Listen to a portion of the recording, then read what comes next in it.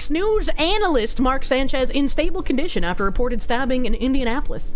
Why doth he get stabbed? Former NFL player and current Fox Sports analyst Mark Sanchez is recovering in the hospital after he was reportedly stabbed in Indianapolis ahead of Sunday's game between the Colts and Las Vegas Raiders. Fox Sports released a statement confirming that Sanchez was in stable condition. The statement did not say the nature of the incident that led to his injury. Well, why? I want to know the nature. Mark Sanchez was injured in Indianapolis on Saturday and is currently recovering in the hospital in stable condition. We're deeply grateful to the medical team for their exceptional care and support. Our thoughts and prayers are with Mark, and we ask that everyone please respect his and his family's privacy during this time. TMZ Sports, damn, they are fucking breaking so many stories recently. First reported that Sanchez was injured in a stabbing early Saturday morning. The Indianapolis Metropolitan Police Department told Fox News Digital in a statement that it was investigating a physical disturbance that took place just after midnight near Senate Avenue and West Washington Street. According to police, 2 men were involved in the incident. One suffered lacerations and the other sustained injuries consistent with stab wounds. The stabbing victim, believed to be Sanchez, was hospitalized in a stable condition. That sounds like it was an attack, right? Investigators said the incident was isolated and not a random act of violence. The 2 men were not identified by law enforcement other than not being local residents. Sanchez, a 10-year NFL veteran, most notably for the New York Jets, was scheduled to call Sunday's game between the Colts and the Las Vegas Raiders at Lucas Oil Stadium. That's really weird. He fell on the knife. Not a random act of... I'm wondering if they're saying not a random act of violence because that means that, like, whoever committed the attack, like, knew the people? You might not expect to find something this cute lurking miles beneath the waves, but researchers say it's more than just a pretty face. It's offering new insights into life in the deep sea. Meet Chiropractus. So I don't know to which human this is cute, but this literally looks like someone tried to make a Digimon out of ballsack skin. Like they just kidnapped a whole bunch of men and then scraped the skin off of their testicles and then shredded the skin and placed it over some amalgamation of an animal to create ballsack Digimon. That is what this looks like, and it is not cute. It's cute. It looks like Sackboy from Little Big Planet game. I don't know what... I haven't played Little Big Planet. Scropefish, I choose the you. Bumpy Snailfish with its pinkish glow, big blue I'm just gonna call it Scropefish from now on. It's the newest deep sea darling to capture the internet's heart. The deep sea darling that the internet loves. Scropefish! It's exciting to see people connecting with a deep sea species. Many deep sea organisms like this one are very beautiful, very relatable. Our deep sea neighbors.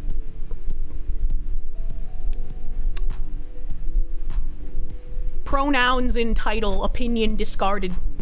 Deep sea biologist Mackenzie Geringer says the bumpy snailfish was discovered in Monterey Canyon off the central coast of California and nearly 12,000 feet beneath the surface. These snailfishes are very well adapted to the high pressure, cold temperature, low light environment of that habitat, and they're thriving in an environment that we might think of as harsh, but to them is just home. The fish was filmed and collected using cutting-edge tech, remotely operated vehicles, and even the human-occupied submersible Alvin. Often when we're exploring these deep-sea habitats, we see things that no one has ever seen before. Although the collection happened back in 2019, confirming the species took years of DNA sequencing and close analysis. Species discovery is a slow process, and as the pieces of evidence came together, it was very clear that these were unknown to science new species. About 2 to 3 inches long, the just bumpy like snailfish doesn't just look cute. It's literally the scropefish! With specialized proteins for high-pressure life,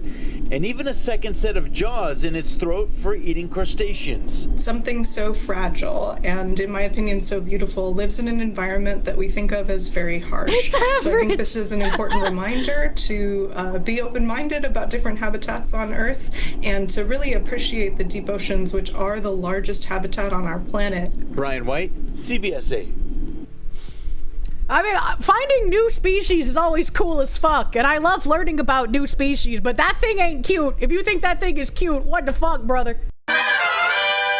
So, this was from a couple of days ago. the Aesthetica people person guy, whatever he is, said the CRS, Community Relations Service, has been officially defunded.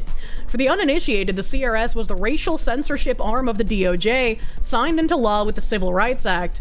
Its function was to threaten and silence the families of white victims of racial crimes.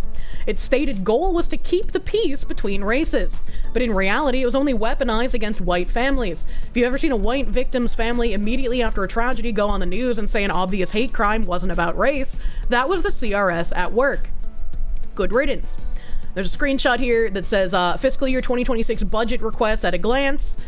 Fiscal year 2025 enacted 24,056 positions and 2 attorneys at the CRS. Current services adjustment 0, program changes minus 24 million. Fiscal year 2026 request $0 budget. All 56 positions and both attorneys are being cut.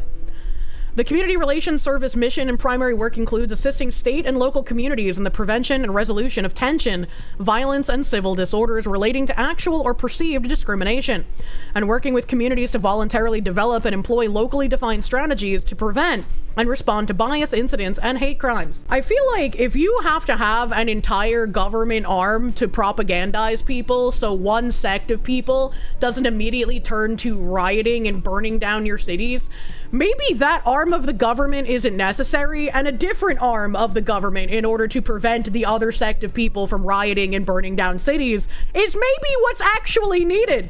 I don't know, maybe that's crazy talk. The fiscal year 2026 budget reflects the elimination of the Community Relations Service as part of the Department of Justice reorganization plan. CRS will formally close all of its offices by the end of fiscal year 2025. Therefore, no funding has been included in the fiscal year 2026 budget for CRS. The CRS's direct authorized positions for fiscal year 2026 total 0 positions, including a decrease of 56 from the fiscal year 2025, enacted of 56 direct authorized positions. And because, you know, this is just like some guy on Twitter, I actually went and looked up the Department of Justice fiscal year 2026 budget and performance summary. So if you search for community relations in here, you have like the Community Relations Service with a little asterisk here at 113 that says not funded in the fiscal year 2026 request. Information provided herein is for historical reference and comparison only. And then you go down a bit more. The department will eliminate CRS and its functions, a total of 56 positions. The CRS mission does not comport with Attorney General and Administration law enforcement and litigating priorities, which is a wonderful thing to hear.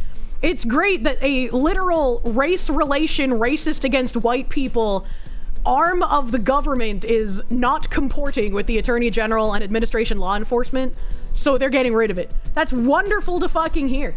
Let's see, what is this here? Community Relations Service, 24,000 fiscal year enacted. I don't know what these are specifically telling me here. But I just want to see like where else they say that's getting rid of the 56 positions and the 2 attorneys here. This is the page that Aesthetica posted that we read. Community Relations Service in thousands. Eliminate community relations services. Yes, you love to see it. Comparison by activity and program. What else is in here? This is just some table thing. More table things. Community Relations Service. For necessary expenses of the Community Relations Service, $24 million provided that notwithstanding Section 205 of this Act, upon a determination by the Attorney General that emergent circumstances require additional funding for conflict resolution and violence prevention, activities of the Community Relations Service, the Attorney General may transfer such amounts to the Community Relations Service from available appropriations for the current fiscal year for the Department of Justice, as may be necessary to respond to such circumstances. Provided further that any transfer pursuant to the preceding provision shall be treated as a reprogramming under Section 505 of this Act and shall not be available for obligation or expenditure except in compliance with the procedures set forth in that section. Proposed language deletion reflects disestablishment of the component no later than the end of fiscal year 2025, consistent with the DOJ ARRP included in the department's fiscal year 2025 spending plan. The fiscal year 2026 President's budget does not include an appropriations request. So just more expanding on how they're getting rid of it. Which down here, what is this? proposed language. $114 million for initiatives to improve police community relations. Okay, so that's different. That's different. And then 21, Community Relations Service is no longer a component of the Department of Justice. Beautiful. Beautiful. I just wanted to check everything in the actual fiscal year document, just so we had all of the information. I'm glad it was quick and easy. The Andrew Dice Bitcoin guy who said, I'm looking into the Community Relations Service and going insane. You're telling me we had a fucking X-Files of black people crimes that was the only part of the government besides the Smithsonian category exempt from FOIA requests, responsible for resettling Haitians and Cubans. And someone else was like, you think Nazis were exaggerating and inventing cartoonish villains? And he was like, yeah, honestly. I mean, to be fair, if you went around and you were like, there's a secretive government arm called the Community Relations Service that is named as such to obfuscate their actual purpose.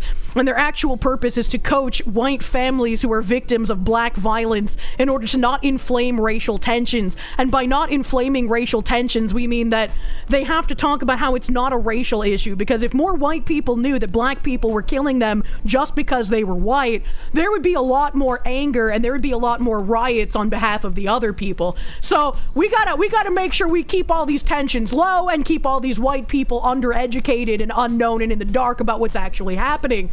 That sounds cartoonishly fucking evil, does it not? That sounds absolutely unreal and not like a thing that exists in reality. So yeah, I would agree with Mr. Andrew Dice here. Like, yeah, it sounds fucking cartoonish, brother. Japan's ruling party has just elected Sanae Takaichi as their new leader, setting up her to become the country's first female prime minister. Here's what she believes and more about her. As a hardline conservative and a member of Japan's largest nationalist organization, Nippon Kaigi, maybe? She champions nationalist policies. She opposes illegal and legal immigration, citing cultural and security risks, and pushes strict visa rules to curb over-tourism. She believes that immigration to Japan risks destabilizing Japanese society and argues that Japan should stay Japan. Takaichi opposes same-sex marriage, dual surnames after marriage, government gender equality plans, and female imperial succession, arguing they threaten traditional family structures. I love how, like, some people would see this and be like, if she actually believes that females shouldn't have imperial succession, why is she even taking like a leadership position? Because wouldn't that go somewhat against her beliefs that females shouldn't be in a position of rulership? And it's like, well, yeah, sure, but if she is the only conservative figure, if there are no men willing to step up and do what she wants to do, is she supposed to just step down and do nothing and watch her country fall apart? Like, she might not want to do this, she might not want to lead, but what other option was there, potentially? She's part of Shinzo Abe's faction? Yeah, she was a friend of Shinzo Abe, to my knowledge. Takaichi supports imprisoning those who damage Japan's national flag. Economically, she backs Abenomics, infrastructure like Hokuriku, Shinkansen, and bureaucratic reform. As a China hawk, she supports revising Article 9 that prohibits Japan from entering armed conflict for a stronger military, reducing economic reliance on Beijing, and strengthening ties with America. You know, I know that after World War II, Japan was like no longer allowed to have much of a standing army, and we had a base in their country. I feel like it's probably been long enough, and Japan is a great country in the Pacific. Couldn't we kind of like rework our little like ally agreement and be like, okay, Japan, you can have some more military independence now, you know? As someone mentored by Shinzo Abe, she carries Shinzo Abe's legacy. Other than downplaying Japan's past war crime atrocities, she sounds like an incredible next PM for Japan, a huge step in the right direction. His thoughts. As a Korean, he doesn't like her downplaying what Japan did to Korea and others 100 years ago. Also, Dokdo is Korea's. I don't know what Dokdo is. But the self-flagellation has to end in the same way slavery is used to bludgeon Americans and the Holocaust is used to bludgeon Europeans. Imperial Japan's past crimes are used constantly by liberals to bludgeon Japan to not allow them to be proud of Japanese heritage, culture, and history. It's the same self-flagellating brain rot that also tells Koreans we're not allowed to be proud of our history and culture because of past mistakes. These humiliation rituals of having people constantly apologize for sins of the past they did not commit essentially only serve to emotionally blackmail sovereign nations into accepting globalist garbage and mass migration. We can learn from the mistakes of the past, but we must move forward into the future. That's a very interesting thing. That's a very interesting thing, that it's all countries. Every country has atrocities that they've committed. There is atrocities in every country that exists, regardless of whether they had the ability to record said atrocities or not. Everyone has done something everywhere in the past. That's just unavoidable. And it's interesting that all of like the developed countries are always like lambasted and meant to feel guilty about it. Whereas all of the countries that have not had any meaningful development in hundreds of years are supposedly like, well, we need to help them and hold them up and protect their culture. And it's like, well, why not protect the culture of all these other ones too? Why do they not matter just because their atrocities were possibly on a larger scale? Right? Like, it's just like, the world war countries shouldn't be made to feel more guilty than other countries that had smaller scale war atrocities. And then there's another little thing, a little factoid about her here. It says, Sanae Takaichi is set to become Japan's first female prime minister, but also arguably its first metal prime minister, as she played drums in a metal band while in college, and has also been interviewed Metal Hammer magazine. A big shift from Ishiba, the idol otaku prime minister. Por qué no los dos? Maybe she could enjoy some metal idol VTubers, right? Hell yeah, metal prime minister! She was interviewed by Baby Metal like 2 months ago on the group's radio show. That's crazy. So here are some videos here. I don't know who Eyal Yacobi is. 23-year-old UPenn grad. He's reposting the video from Sofia, the mole promo to who's really behind the Flotillas in Gaza, Hamas. What a brave woman she is. And this doesn't really have much views. More footage here. All right, so let's check out this video. Let's see what's going on here. Hopefully they have subtitles. Test.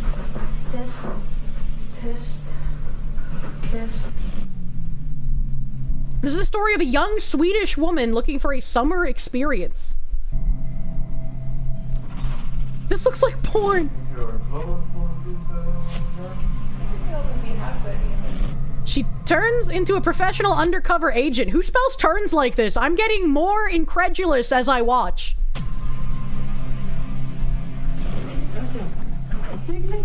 Why is she in Copenhagen? Who are these people?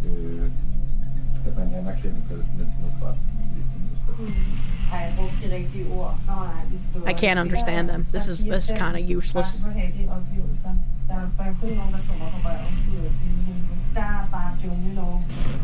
She's sent to Hebron, where she uncovers how truly slanted and biased the activist so-called objective reports really are.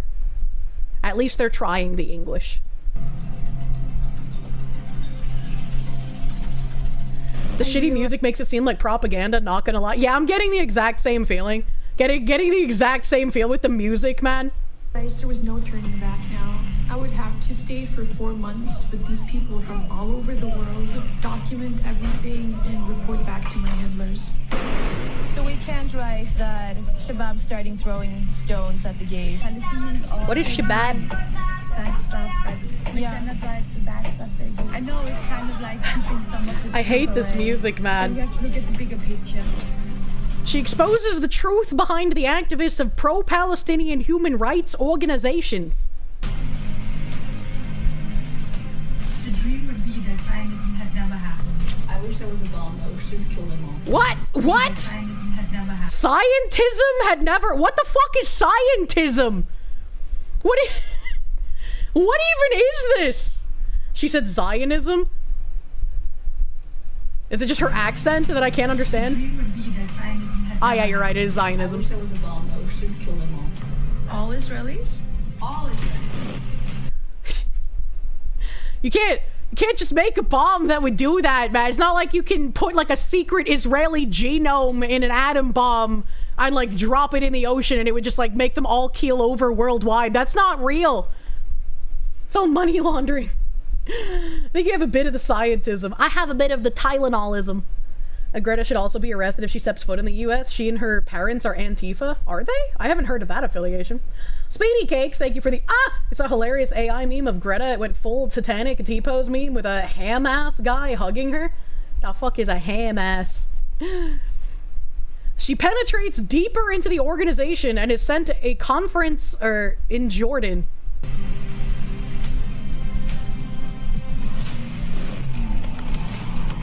The occupation extends from the Mediterranean Sea to the river. Okay, it's not just 1967. In 1948, she uncovers the hidden agendas behind the human rights facade. we don't say we're a resistance organization, we say we're a human rights organization. She uncovers the head of the group. Ow! Ow! Okay. I think that's really important. Paul Larudi from the Free Palestine Movement joining us from Berkeley, California. Israel has to hurt. Paul Larudi is a key figure in anti-Israeli organizations. He's one of the organizers of the Mamara Gaza Flotilla, a keen supporter of the Assad regime in Syria. Oh.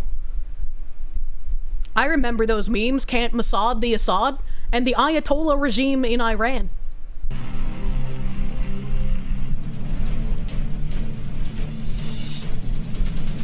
Where do you find the people who donate? Let me show you what we're doing here. Okay. He was bragging. I wanted to show. This is so fucking goofy. Like, if you want to put out, like, information, just lay it out, bro. What is this, like, weird wannabe Hollywood production value? This makes me feel like it's just not real. Grilled cheese enjoyer, thank you. How to make a Greta Thunberg, get Pregante, get bowl, add Tylenol, add milk, grab spoon, bon appetit. Know that he's a good fundraiser. He can raise a lot of money. This is our database. Nobody's ever seen it before. Oh. It's not something that we show. If nobody's ever seen it before, why would he just show this random woman who's like, I'm from Sweden and want to go on holiday? She uncovers the organization's funding and ties to Hamas and the Muslim Brotherhood. What is it with, like, supremacist groups adding Brotherhood to it? Like Muslim Brotherhood, Aryan Brotherhood? I'm sensing a pattern here. IHOP is an agent of Hamas! In fact, a lot of them are Muslim Brotherhood. They have anonymous donors. I would not get in trouble for what I did. I covered myself very well. I think the best person to connect you with might be Zahed Badawi. He's very close to Hamas. Do not come. Yes. That, what kind of a literal nothing conversation was that? Nothing was said! Target Zaher Birawi, ties with outlawed terror organizations, head of Hamas in the UK, international political affiliations. How, if Hamas is a terrorist organization, how is someone allowed to be the head of Hamas in the UK? Like, I mean, I know the UK is on its way to becoming a caliphate state, but it's not there yet. So that just, I don't know, that seems a little weird to me. Beep, beep, beep, beep. Like some Spy Kids music, man. London! Israel will never enjoy peace. Victory in the end will be ours. That's crazy that they're standing in the middle of London and saying victory will be ours. You know, it's a part and parcel of living in a large British city, honestly.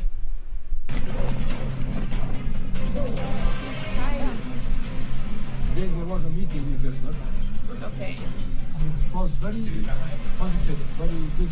He had contacts in Gaza who were putting together like the event of the lifetime with tens of thousands of people who were going to try to breach the border fence. Is that a slingshot? 100,000 is just an estimate.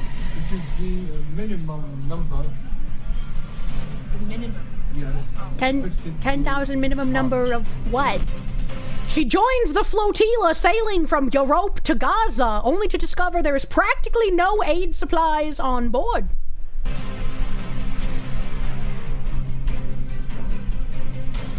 Music does play a big part in getting people invested in the media that they're consuming. Please, I hate it. Every time I hear like the emotional manipulation music in something I watch, it's like a big thing that I mock Americans for. It's like, we don't need the emotional music, man. Like, it's not necessary. I hate it. Are you telling me it's necessary because too many people are NPCs without the ability to actually think, and so they need the emotional music to cue them in on how to feel? Stop it! I don't want to live in that world. I don't want to admit that there are people that exist like that en masse. It's fine if there's a couple of them, but if that's the average normie, stop! I don't want to accept it! A few boxes of gauze. Like saying something completely negligible. It's just an excuse to say like, oh, we're carrying medical supplies or whatever it is, but it was worth nothing. She exposes the truth behind the activists of pro-Palestinian human rights organizations. Kirsche, you don't understand. You're too far above average. I am as room temp IQ as they come, brother. There ain't no way.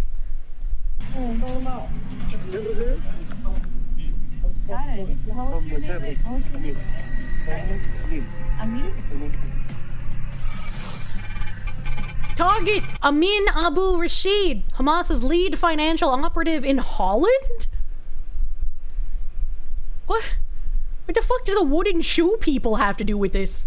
Extensive ties across Syria and Lebanon, implicit in the outlawed Al-Quds Fund, whose leaders were sentenced for imprisonment in the US. Beep, beep, beep.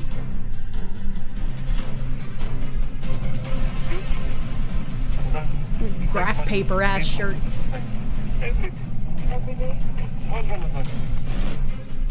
And the nefarious ways the goal is funded. More than 700 more. And you're gonna build more? If you have money, it's going to Money in a sack. He just like me. The true purpose of these organizations is revealed on camera. My job here is down. Yeah. For the first time, the truth is revealed. A brave undercover agent exposes and films how the truth is distorted. How these activities are truly funded, and the true final goal, the destruction of Israel. Coming to a theater near you this summer 2026. Are you filming us? Scott. What? What? This is not real. This is not real. There's no way you convince me this is real. There's no fucking way, bro. There's no fucking way. There's another video here, though. Ollie London. Israeli police officer gives inside look on board one of Greta Thunberg's Flotilla ships, revealing it had zero humanitarian supplies, despite the activists claiming they were sailing to Gaza to deliver aid. It was never about bringing aid to Gaza. It was all about the headlines and the social media followings. I'm sure you guys can guess where I am, because it's pretty much an empty room. That's right, I'm inside one of the vessels, one of the largest vessels. See, this is what I want. Just the talking, just the images, no music, okay? To come in this Yom Kippur flotilla, and while we're processing this I like boat, the way he said Yom Kippur. There's one thing missing, guys. All this aid that they were supposed to bring into Gaza, which explains one thing to me, I'm sure it explains to you, that when we and multiple other countries offered them to take this aid and bring it to the Gazans, we could facilitate its safe arrival, they flat out rejected it. And now we know why, because it was never about bringing aid to Gazans, but it was all about the headlines and the social media followings. I mean, it's not surprising to me that they just did it for social media updates. But like this 34-second video was so much better than this 5.5-minute one. Missing pregnant 18-year-old found dead. Ex-boyfriend confessed to the murder. The body of a missing pregnant 18-year-old was found at the property of her ex-boyfriend's family, officials said. The human remains of Kylie Monteiro were found Tuesday evening, and her boyfriend, Gregory Groom, 22, will now face murder charges, the Bristol County District Attorney's Office said. Monteiro, who was 12 weeks pregnant, had been missing since August 7th and was last seen in Rehoboth, Massachusetts. Her family members say she got into an argument with her boyfriend before she went missing, and that she told them she was in fear for her safety. Miss Monteiro texted her sister, "He threw me on the ground, pulled my hair, and strangled me. My phone is on 4%. If I die, it was Greg." What a wild message to send. Family members tried to then communicate with Miss Monteiro and get her to a place of safety, and she didn't respond right away. Prosecutor John Mohan said in court, "I tell you what, if I receive a message like this, the literal first thing I'm doing is calling the police. Like, there's no trying to contact, there's no, well, let's just wait and see. That's an immediate call the fucking police." Family members tried to then communicate with Miss Monteiro and get her to a place of safety, and she didn't respond right away. Groom was arrested the same day she was found and charged with aggravated assault and battery, domestic assault and battery, and intimidation of a witness, Bristol District Attorney Thomas Quinn said. How is he not charged with any form of homicide, considering she's dead? Police said Groom assaulted Monteiro on August 6th, the day before she was last seen. The 22-year-old allegedly confessed to stabbing Monteiro and later burying her body. Neither of the families spoke outside of court on Wednesday. "Certainly is a very difficult time for them," Quinn said. "Extend my sympathies to them and ask them to be patient with the process despite the trauma they're experiencing now." Police have not confirmed what the tip was that brought them back to the wooded area or what was in the evidence logs. "She was so loving and caring, and I love her so much," a friend of Monteiro said. "Kylie will always be remembered and always be loved." I also want to point out, Groomer was 22 years old. She was 18 years old. And how many weeks pregnant? She was 12 weeks pregnant. So depending on when her birthday was, this is possibly a 22-year-old with a 17-year-old that he knocked up. Vigil held in Rehoboth for Kylie Monteiro, pregnant teen allegedly murdered by boyfriend. More than 100 people gathered in Rehoboth Saturday night during a vigil for Kylie Monteiro, the pregnant teenager who was allegedly murdered by her boyfriend and buried in a shallow grave. Monteiro, 18, was 11 weeks pregnant. Well, the other article said 12, but 12, 11. 11 weeks pregnant when prosecutors say her boyfriend, 22-year-old Gregory Groom, stabbed her several times and buried her on his property. Prosecutors revealed in court that Monteiro sent her sister a text message saying that Groom had thrown her to the ground and strangled her. "If I die, it was Greg," police said that Monteiro wrote to her sister. The recent high school graduate was honored Saturday by her family and friends as well as classmates during an event called Vigil of Hope for Kylie Monteiro at Redway Plain in the Veterans Memorial Gazebo. A woman at the vigil said she didn't know Monteiro but felt compelled to come out and show her support. "It doesn't matter if you know somebody or not, it's very special to come to these things and show support. Hopefully, we in the community can help the family get justice for what happened," another woman at the vigil said. "It's sad, she was just 18 years old. She was just starting her life." You see, like, if we have resounding evidence that this guy did it, if you can, without a shadow of a doubt, have the evidence that, like, yeah, it was this guy and literally nobody else, death penalty. I know Massachusetts doesn't have it, but they should. Because I see no reason why you wouldn't just give this guy the death penalty. Monteiro was missing for nearly 2 weeks before police say Groom told them where her body was located and they were able to find her. Groom was arraigned last week on several charges, including murder, finally. He pleaded not guilty and is due back in court on September 10th for a probable cause hearing. The UK cops, apparently, killed one of the Manchester Synagogue victims and injured another. One of the 2 victims who died in the synagogue attack in Manchester, UK, was shot dead by police, with the other victim killed by the suspect. In fact, the police were the only ones with guns at the incident. How? How does that happen? The suspect, Jihad al-Shami, rammed a vehicle into a crowd of people gathered outside the synagogue, striking several individuals. He then exited the car and stabbed at least one person before attempting to enter the building.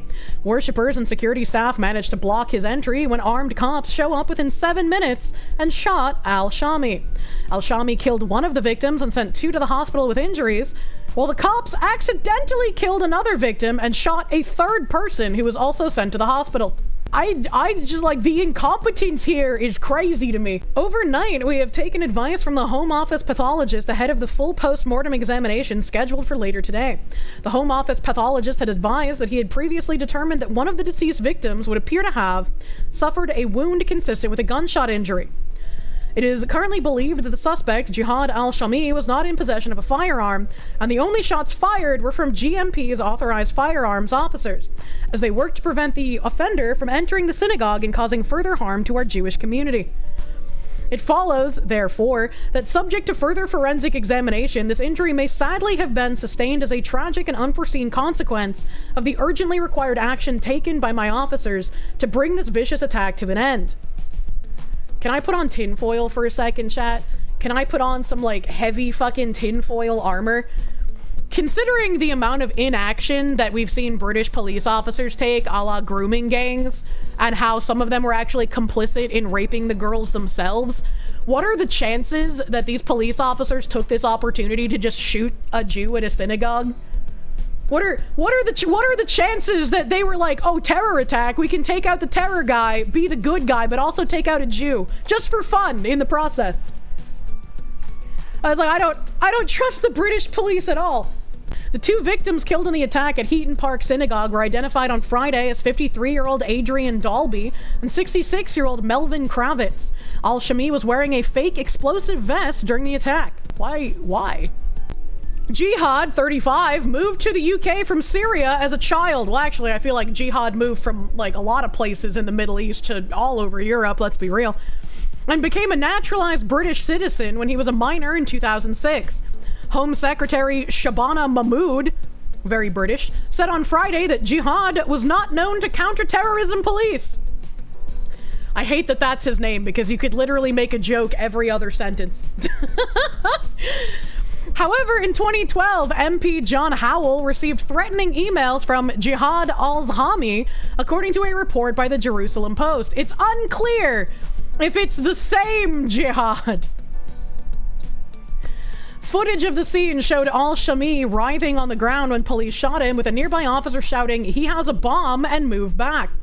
In a statement posted on Facebook, al-Shami's father, Faraj, said that the attack by his son, who he named Jihad, was a profound shock, adding that al-Shami family in the UK and abroad strongly condemn the heinous act, which targeted peaceful, innocent civilians. And someone here saying UK cops might be the most useless in the world, arresting people for posts, letting rapists walk free, shooting victims. At what point is their dangerous level of incompetence just ascribed maliciousness? Because, like, you know, there is that saying, don't ascribe malice to that which can be explained by ignorance, but there becomes a point where the retardation is so high that it's malicious anyways. Like, it doesn't matter that it's on accident and because you're dumb. It's still malicious because it keeps fucking happening. Maybe he had a license for that bomb. Oh my god. That's the end of that article, but that is horrendous. And I hope the family of the guy shot by the cops, at least, sues the cops for absolutely everything they fucking can. This Trisha McLaughlin lady, Assistant Secretary, Department of Homeland Security. This morning, during routine patrolling in Broadview, in the same area of Chicago that law enforcement were assaulted yesterday, our brave law enforcement officers were rammed by vehicles and boxed in by 10 cars. Agents were unable to move their vehicles and exited the car. One of the drivers who rammed the law enforcement vehicles was armed with a semi-automatic weapon. Law enforcement was forced to deploy their weapons and fire defensive shots at an armed U.S. citizen who drove herself to the hospital to get care for wounds. If law enforcement was forced to deploy weapons and fire defensive shots, how the fuck was someone shot by law enforcement allowed to leave and drive herself to the hospital? The armed woman was named in a CBP intelligence bulletin last week for doxing agents and posting online, "Hey to all my gang, let's fuck those motherfuckers up, don't let them take anyone." Thankfully, no law enforcement officers were seriously injured in this attack, and Pritzker's Chicago Police Department is leaving the shooting scene and refuses to assist us in securing the area. Wow, I'm shocked. There's a growing crowd, and we're all deploying special operations to control the scene. This is an evolving situation, and we will give more information as soon as it becomes available. There's a reply from Laura Loomer. First reply. 3 hours ago. Breaking: DHS says an armed anti-ICE protester used a vehicle to attack/ram ICE agents and trap them to set them up for an armed ambush by violent protesters in Chicago. Like I said on my show last night, while discussing my investigation into the ICE Gov tracking apps, it's time for President Trump to sign an executive order mandating use of lethal force on violent anti-ICE protesters. Maybe Laura Loomer will escape the only thing that I connect in my brain to her, the dirty bloomers. Maybe she can make it. Maybe we can actually get some fucking lethal force action going on here. Holy fuck. I don't think you should call them protesters, though, because you shouldn't shoot peaceful protesters, and these people are not peaceful protesters. I warned this would happen during my show last night. The woman should not have been allowed to take herself to the hospital because she should have been shot dead immediately for shooting at ICE agents. Yes. Yes, 100% yes. Trump needs to authorize the use of lethal force on protesters at ICE facilities who engage in violence. The only way to deal with a domestic terrorist is to kill them. That's wild. That is is she a representative for something, or is she just a journalist still? That's a wild thing to read. Breaking: someone just carried out a terror attack on federal agents near Chicago and Broadview, Illinois, and Governor Pritzker is refusing to help. The person, who is armed with a semi-auto, doxed agents and posted online, "Hey to all my gang, let's fuck those motherfuckers up. Don't let them take anyone." Chicago PD left the shooting scene and refused to help secure the area. Agents were rammed and boxed in by 10 cars, DHS says. One of the drivers had a semi-auto. I don't like how they make semi-auto to be like a scary thing, because semi-auto is just like the default setting on firearms. If they had a full auto firearm, then I'd be like, okay, I'm concerned now. How did they get that? Because you can't really have that almost anywhere. Agree. Yeah, literally just a normal guy, fully semi-automatic. They had their clipazines all ready to go, brother. I thought Chicago had strict gun laws. How could this have happened? Agents fired defensive shots at the person, who was wounded and went to the hospital. Again, it's still just a wild thing to read. Thankfully, no law enforcement officials were seriously injured in the attack. This morning, during routine patrolling in Broadview, in the same area of Chicago that law enforcement were assaulted yesterday, our brave law enforcement officers were rammed by vehicles and boxed in by 10 cars. DHS spokes Tricia Ohio said, "Thank God the agents were not hurt. This has to stop. There's a growing crowd and we're deploying special operations to control the scene." Mummy of 8, level 26? What the fuck is this? The Manchester servers are full of many dangerous players and things, but these are the top 3 reasons why Manchester servers are super laggy at the moment. Number 3, Crocodile Gardens. The centre of the Manchester POI is full of unknown players and rule-breaking activity. Although these gardens used to be meta back in the 90s patch, it's now full of enchantment powder users and unknown builds. And the Manchester... I really like this description of a crime-riddled hellhole, describing it as like a shitty fucking patch update in an MMO. I love this. Mods do nothing. Number 2, leftover loot. Although not as bad as the Birmingham servers, the bin glitch in Manchester is still causing hella lag. This leftover loot usually comes from takeaway merchants that sell health-draining kebabs. Ew. Number 1, campers. The UK game devs have let unknown players enter the servers and gave them a level 1 tutorial tent. This has forced them to spawn trap in the main POIs, causing hella lag for most worker players. Terrible update. That's a great fucking video. I need more of this. This is the correct way to play along with YouTube language censorship. I agree. This is just fun. This is just fun. I like this. A thwarted plot to cripple cell service in New York was bigger than first thought, sources say. A thwarted plot to cripple the telecommunications system in New York was bigger than investigators first realized, adding to the urgency of their search for answers, and sources told ABC News.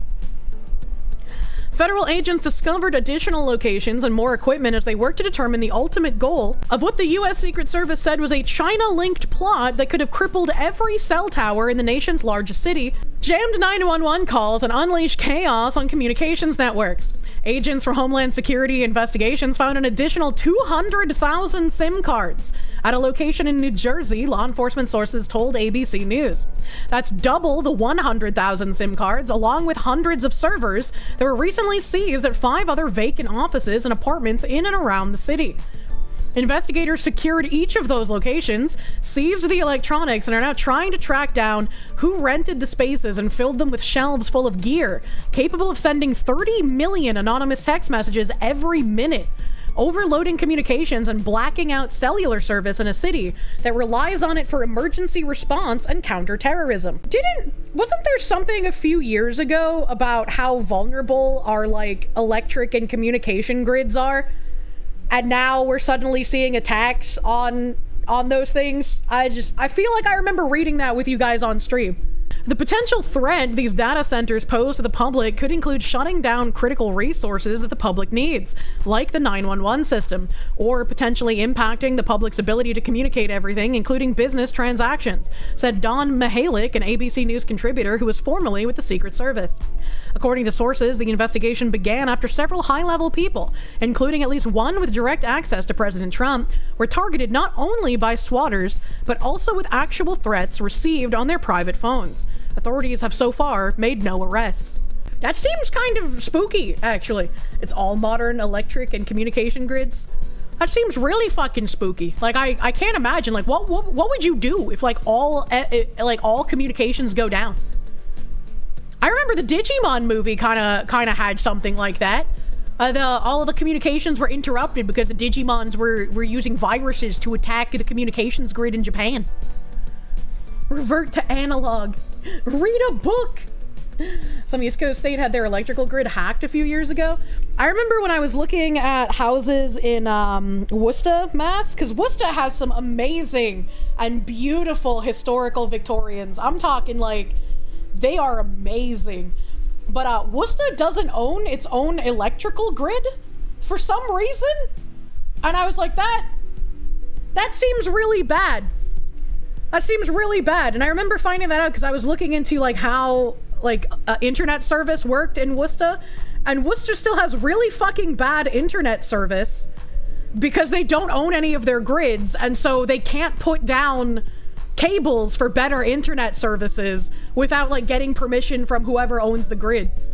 And it's like that seems really fucking wild, man.